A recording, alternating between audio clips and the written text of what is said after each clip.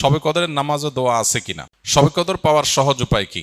শবে কদরের রাত যেহেতু একেবারেই চূড়ান্তভাবে ফিক্সড কোনো রাত নয়, সেজন্য শবে কদর পাওয়ার উপায় হলো রমজানের শেষ দশকের প্রত্যেকটা রাতে ইবাদত করা। প্রত্যেকটা রাতে ইবাদত করার যদি সুযোগ না হয়, তাহলে কমপক্ষে বেজোড় রাতগুলোতে ইবাদত করা। নবী সাল্লাল্লাহু আলাইহি ওয়াসাল্লাম বলেছেন, তাহাররাউ লাইলাতুল কদরি ফিল বিত্রি মিনাল আশরিল আওয়াখিরি মিন রমাদান। রমাদানের শেষ দশকের বেজোড় রাতগুলোতে তোমরা কদর তালাশ করবে।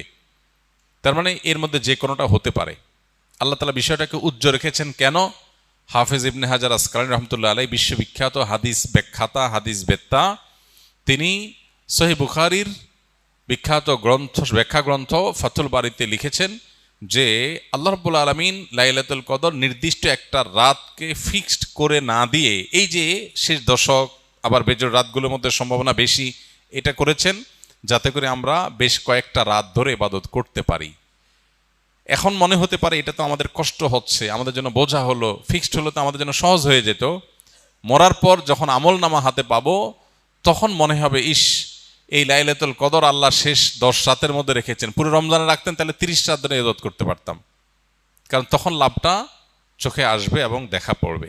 তো এই জন্য লাইলাতুল কদরের জন্য শেষ রাতে বেশি বেশি ইবাদত করতে হবে। এটা হলো লাইলাতুল কদর পাওয়ার সহজ উপায়। আরেকটা সহজ উপায় আছে, সেটা হলো যে এতেকাফ, যেটা এতক্ষণ বললাম। আপনি মসজিদে এতেকাফ করেন, তাহলে লাইলাতুল কদর পাওয়াটা এমনিতেই সহজ হয়ে যাবে। শবে কদরের নামাজ ও দোয়া আছে কিনা? শবে কদরের অন্যতম আমল হলো রাতে দাঁড়িয়ে ইবাদত করা, নামাজ পড়া।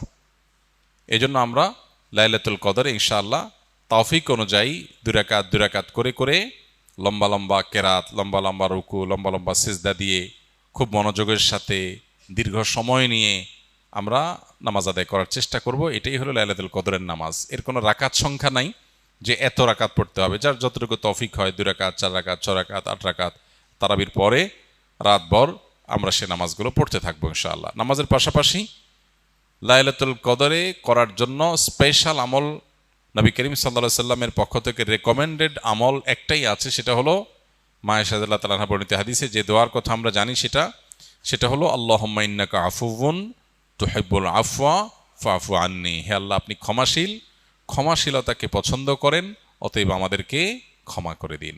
এই দোয়া বেশি বেশি করে করা। এর বাইরে আমরা জিকির, আজকার, তাসবিহ, কোরআন তেলাওয়াত, দোয়া, রোনাজারি, এগুলোর মাধ্যমে পুরো রাত অতিবাহিত করার চেষ্টা করবো ইনশাআল্লাহ।